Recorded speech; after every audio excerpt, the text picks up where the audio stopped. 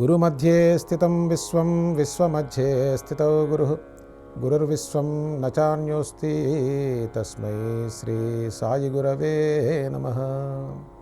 సాయిబాబా చెప్పిన ప్రతి మాట అది పరాకాష్ఠలో, సత్యానికి పరాకాష్ఠే సాయిబాబా చెప్పారు. అక్కడ ఉన్న భక్తులంతా కూడా అనుభవించింది. నేటి భక్తులు ఆనందం పొందుతున్నది, అదే ఆనందాన్ని పొందుతున్నారు. కారణం ఏంటంటే సాయిబాబా స్వరూపమే ఆనంద స్వరూపం. సాయిబా ఆనందానికి ఒక రూపం ఇస్తే అది సాయిబాబా. కాబట్టే ఆ పేరు సాయిబాబా అనగానే ఒక రకమైనటువంటి ఆహ్లాదం. ఎలా అంటే ఏసీ రూమ్లోకి వచ్చినట్టు. ఆయన ప్రత్యేకంగా చేయాల్సింది ఏం లేదండి. ఉదాహరణ చెప్తాను. ఇప్పుడు మోడీ గారు ఉన్నారు, ఆయన ప్రధానమంత్రి కదా. ఆ ప్రధానమంత్రి పక్కన నేను నిలబడితే నాకు ఉండేటువంటి విలువ ఎలా ఉంటుంది?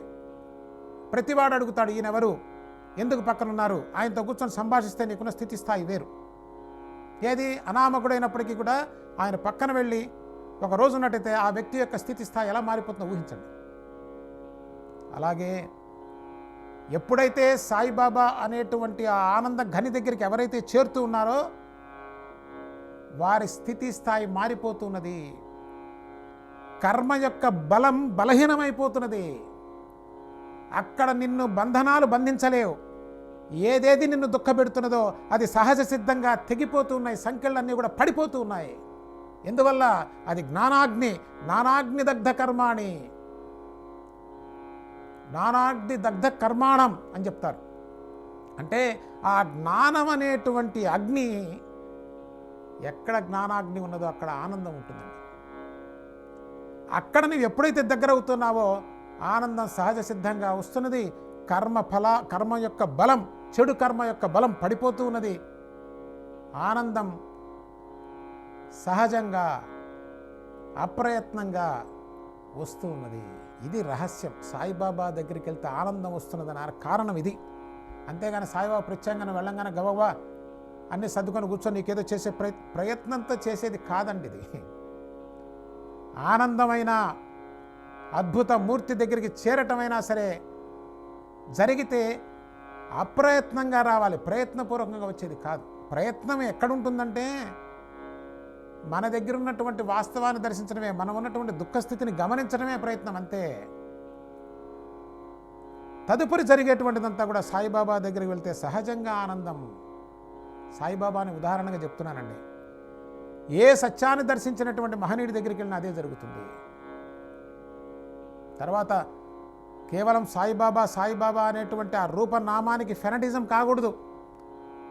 బాబానే చెప్పారు, ఒరేయ్ ఈ నామము రూపము సాయిబాబా అనుకున్నట్టయితే నీకు సాయిబాబా గురించి ఏమీ తెలియదురా. ఇది కూడా గమనించాలని. అందుకని సాయి సత్యత సగం కాదు, పూర్తిగా అవగాహన చేసుకునేటువంటి స్థితికి రావాలి. నా స్వార్థం కోసం, నా కోరికల కోసం, నా సౌఖ్యం కోసం సాయిబాబాను చూసినట్లయితే నేను కేవలం నామానికి రూపానికి పరిమితం అయిపోయి అక్కడ కూడా నేను దుఃఖపడేటువంటి పరిస్థితి. ఎందుకంటే నామరూపం అసత్యం కదా. బాబా చెప్తారు, నీవు నా అసలు స్వరూపాన్ని ధ్యానం చేయి మిత్రమా. నిరాకార నిర్గుణ నిరంజనం, అది ఆనంద స్వరూపం. అది చేతగానట్లయితే ఈ చూస్తున్న రూపాన్ని ధ్యానం చేస్తుంటే స్లోగా నేను అక్కడికే పట్టుకొస్తుందని చెప్పారు. జాగ్రత్తగా గమనించాలి. అంత మాత్రాన ఏమంటే నిరాకారం అంటున్నారు కదా, మరి ఆకారంలో ఉన్న రూపాన్ని మనం పూజ చేస్తున్నాం, ఇది అసత్యమా, ఇది చేయరాని పని అంటే కాదు, అది సైన్స్. సనాతన ధర్మం, ఋషుల దర్శనం, ఋషులు నిర్దేశించినటువంటి మార్గం ప్యూర్ సైన్స్. అంటే పరమ సత్యం. ఎవరికైనా సరే, ఏ మానవుడికైనా సరే, ఏ దేశం కానివ్వండి, ఏ ప్రాంతం కానివ్వండి, ఏ జాతివాడు కానివ్వండి, ప్రతి వాళ్ళకి ఏదైతే సత్యమై ఉన్నదో అది సనాతన ధర్మం, ఋషులు మనకు బోధించిందండి. మరి పరమసత్యం నిరాకార నిర్గుణ పరబ్రహ్మం కదా. మరి ఇప్పుడు ఆకారాలకు ఎందుకు పూజ చేస్తున్నారు అనేటువంటిది అన్యమతస్థుల యొక్క ప్రశ్న. పాపం వాళ్ళకి తెలియక. నీవు ఎంతకాలం నామరూపాలతో ఉంటావో అంతకాలం నీవు రూపానికి పూజ చేసి తీరవలసిందే. లేకపోతే ఏమవుతుందంటే రెండిటికి చెడ్డ రేవడి అవుతావు. కాబట్టే ప్రపంచంలో ఇంత అగ్నిగుండం, ఇంత అశాంతి, ఇంత దుఃఖం, భయం విరాజమానమై ఉన్నది. మాట కాదండి నిరాకారం నిర్గుణం అంటే, మాట కాదు. నీవెక్కడున్నావు? నీవు నామరూపాలతో ఉన్నావు కదా. నీవు నామరూపాలతో ఉన్నప్పుడు నువ్వు నిర్గుణాన్ని ఎట్లా పట్టుకోగలవు? ఇంపాసిబుల్. కాబట్టే ఎవరైతే ఆకారాన్ని నిందిస్తున్నారో వారంతా కూడా ప్రపంచంలో అశాంతినే ప్రబలింపజేశారు తప్ప శాంతి అనేది ఎక్కడ లేదు. ఉందా? దానికి మన ఋషులకి తెలియని విషయం కాదు, వాళ్ళు దర్శించనిది కాదు, వారు చెప్పిందే కదా నిరాకార నిర్గుణం, కొత్తగా కనుక్కుందేం కాదు. అయితే దానికి మార్గం ఏమై ఉన్నదంటే నాన్న, నీవు ఎంతకాలం నామరూపాలతో ఉంటావో అక్కడి నుంచి ప్రారంభం చేయి. అందుకని నామరూపాలను తీసుకొని దానికి కళ్యాణ గుణాలంతా కూడా చెప్పడం జరిగింది. మరి భగవంతుడు నిరాకార నిర్గుణం అంటే ఈ గుణాల నుంచి ఎక్కడి నుంచి వచ్చాయి?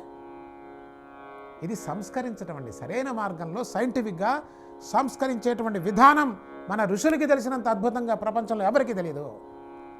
వచ్చే కార్యక్రమంలో మరిన్ని విషయాలు తెలుసుకుందాం.